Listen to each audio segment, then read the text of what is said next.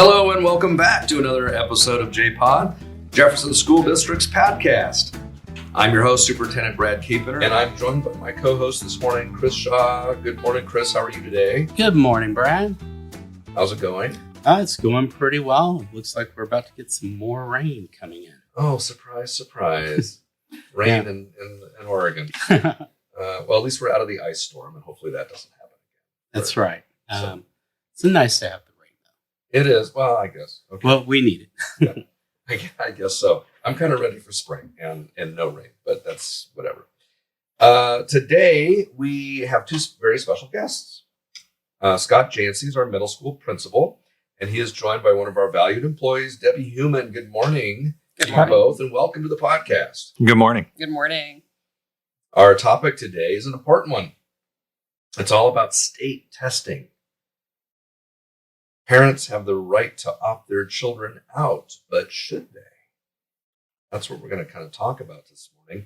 We're going to go deep and look at the benefits of state testing, and we're going to explain why we think it's important to have your student or students participate in the test. So first, let me begin by saying that state test scores, a mouthful, state test scores is just a snapshot of our students' achievement. We call it a summative assessment. And we also use what we call formative assessments, which are given throughout the year and show our teachers how students are growing and progressing, and it helps our teachers adjust their instruction. So our formative assessment stuff is something that we really value throughout the year. The summative assessment is just, as you know, given once a year, and we're coming up on our testing window here pretty soon. And so, we are finding some value in the summative assessment too. So that's what we're going to get into. So welcome, Debbie and Scott. Let's get into this. Let's just start by talking, why do you think it's important for our students to take the test? Well, first off, I can say I'm a father too. I have 3 children who grew up here in Oregon in the system. And so I can understand why some parents choose not to. We kept our kids in state testing. And there's, I think, 3 really important reasons. One, it's a state requirement. And we have to have 95% of our kids take this test. If not, we could face some sanctions. But that's not the most important reason for me. It's a snapshot of how they're doing. As you said, it shows individual growth over the years. And so you can also compare that with other school districts, right? Yeah, not just of the student, but of the school and with other districts. It gives us a snapshot of how we're doing as a school and a district. And is that sort of focused on language arts and math, or does it include other subjects? What does that spec include? I'll let Mrs. Human talk about that. Okay. The requirements are for 3rd through 8th grade and 11th grade, and they participate in 2 different assessments, language arts and math. And then there's benchmark years for our science assessment. And those benchmark years are 5th grade, 8th grade, and 11th grade. Well, when you say benchmark, what does that mean? It means over a period of time, the students are going to be assessed in that particular subject matter. So you've got a 3-year period in which they've had instruction in science, and then at the 5th grade, 8th grade, and then again at the 11th grade, they're able to go and see how they've progressed in that curriculum. So it's kind of important then, because we can kind of see from, we give a block of instruction over a period of a couple of years, and then we're going to be looking at students to see how they are progressing. And so how can we use this as a school district? How does this help us? Well, I would say it gives us a snapshot in time how we're doing, kind of going back to what Mrs. Human said too. We're blessed at the middle school. It's not a benchmark for us for language arts and math. It's every year. So we're the only school that for language arts and math, they have to take it every year with us. So we get a little bit more closer time between the grades to see how they're doing. So is this 6th grade class that came in, how are they doing this year? How will they do next year? And how will they do the year after that? So for middle school, it's a closer window. For some of the other grades, they only take the test like science or some other ones. They only take them once every 3 or 4 years. So it's a much longer window between them. So I think it's especially valuable for us at the middle school because we get to see closer in between. So when you say we get to see, how does the school use the data? So you get to see, you get a report? Yeah, we get a report. Again, this human knows a lot more about that than I do. Well, in 2019, the state of Oregon decided that the information from this once a year snapshot was the data was being used incorrectly. A lot of times they were placing them in math classes based on that one test. And so in 2019, they came out with a document about the tests being used for the right purpose. And the information that we get from these formative assessments are a much better snapshot of what's going on with the student and how they're progressing. We understand that there's anxiety issues that can happen with testing, and that one test is not going to make or break what's going on. There used to be a lot more weight to it too. Colleges used to accept 11th grade passing scores for college placements. And they're not using that so much. I think after COVID, a lot of parents are very concerned about their students and the anxiety that they may have. But when we start thinking about the challenges of youth, we're trying to build young adults. And again, it's just a one opportunity of something that they've been building on. And the district has adopted a program called IXL as well to be able to help the students in that formative process too. And they've been working at the elementary and middle school level with IXL in both language arts and math as well. So teachers are using that data. Right. So you can see with IXL that that growth, from month to month, and just kind of progress it. But then we would hope to see then improvement in our SBAC scores, from our summative assessment from year to year. Yeah. Because of the work that we're doing and the growth, we would expect to see that those scores would also climb. What's some of the challenges though? Like, if we don't have, if a bunch of kids opt out, how does that impact us? Well, it affects our school report card for number one. And really, that's what a lot of people are looking at when they think about moving to a community. How are their schools doing? And when we have students that we feel very positive about and their abilities to be able to pass the test, and then they opt out because of other issues, it's a reflection on us all together as a whole. That's a really good point, right? Because when people talk about Jefferson School District and they go, oh, well, it doesn't seem like their scores are very good, it's not a real fair assessment or a fair thing to say if there's a lot of people not taking the test, because it's not a true, accurate picture of who we are. Absolutely. We believe many kids that could pass the test are opting out. Well, I have to say, my daughter doesn't always remember permission slips, but when the one comes for opting out of a test, she always brings that one to my attention. And so lots of times I'm usually telling her, no, let's go ahead and take the test, because I like to see it just from a snapshot of where are you compared to other students in the state, what are your levels and how are you? And because there isn't a whole lot of high stakes with this test, I'm like, just go take it, do your best on it, and let's just see where you're at. If you had a bad day, a bad test, no big deal. It's not the end of the world.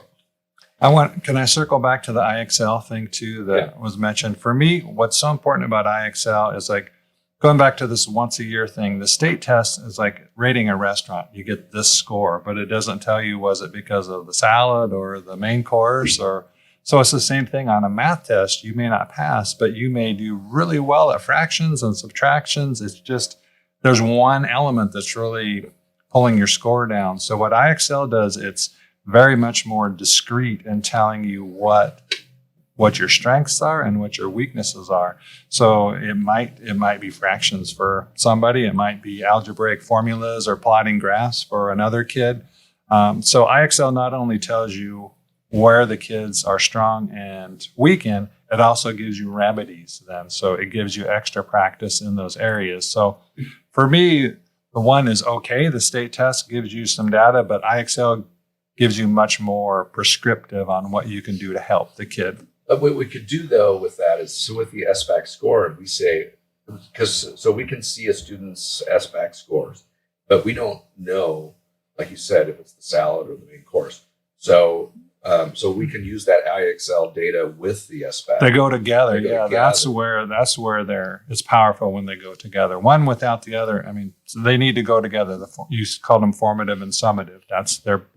They need to be used together. So that's a really important point. I'm glad you brought that up. So let me ask you another question.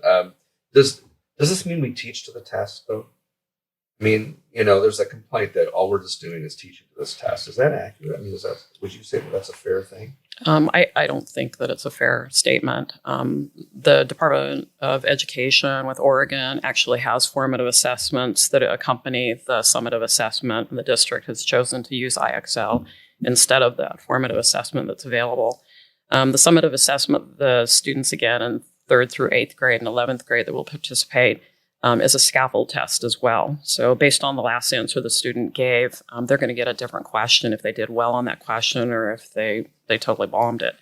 And so that's helpful too, because they're really trying to analyze the student and their ability. When we do get those test scores back, we do get strand information too, so we can actually see what areas they're doing well in. And with that strand information, we can see, did they do well with the salad or did they do well with the main course? So as a school, then, how do you, as a body of educators, how do you come together and what decisions do you make as a result of looking at this data? Like, how does that help you? I would say I just take going back to math because we're talking about that. So our math teachers will get together and they can look at our new math curriculum. And our math curriculum is not the way it used to be where you necessarily start at the first chapter and you end on chapter 10. They can decide which chapters to go through based on our test scores, based on IXL, and so they work together, and we have new math standards coming out too, so that will affect the test. So it takes a lot of coordination and seeing what is the best sequence of teaching this. The same thing for language arts. They can look at what are the skills or what do they need to strengthen up. Yeah. So maybe it's citing evidence from text, or maybe it's analyzing plot or theme or something like that. I have to say, I was in your math teacher's classroom yesterday, and she came in and told me that the IXL data that she actually saw that students in fractions were at a certain grade level, and that they were working and using that program to help them bring them up to grade level. I think that's really powerful. I mean, that's not something that we used to have here. And so now we've got a means to be able to help kids bring them up to where we think they should be. And then we will want to look at our SBAC scores to see if, hey, how did they improve? And are they competitive with students across the state? Yeah, we are kind of playing a catch-up game after COVID. We hear a lot about learning loss, but there are some big gains that are being made as well. How should we prepare kids for actually taking a test? I mean, we're not teaching to the test, but like, how can parents do something so let's say the child's test is going to be Thursday, and it's Wednesday, and are there things that we can do at home to help kids do really well for the test? Well, the families can really get an education by going to the sample test themselves and seeing what kind of questions the students are being asked. It's always important to go and get a good breakfast beforehand. At the high school level, they deal with finals at end of semesters, and that's just something that we build up to because we really don't have that at the middle school. There still are some end of semester assessments that they deal with, but it's not like finals. And finals sound like an end point, right? And right. That has its good and bad points. But I mean, they can probably get some good sleep, a good meal. That's always the big challenge with my daughter is make sure you're going to bed on time and getting a good night's sleep, and then also making sure she has breakfast so that she's not hungry during her tests. Right. Yeah.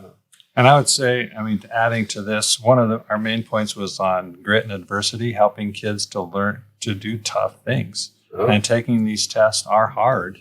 I would say the state has listened. They're not as long as they used to be, so they've reduced. So they used to just be extraordinarily long for a while, yeah. And so they've cut out that. Another thing that we've done now is that kids can take these tests in their own teachers' classrooms because we have Chromebook carts in the classroom. They don't have to spend this time walking to a central lab.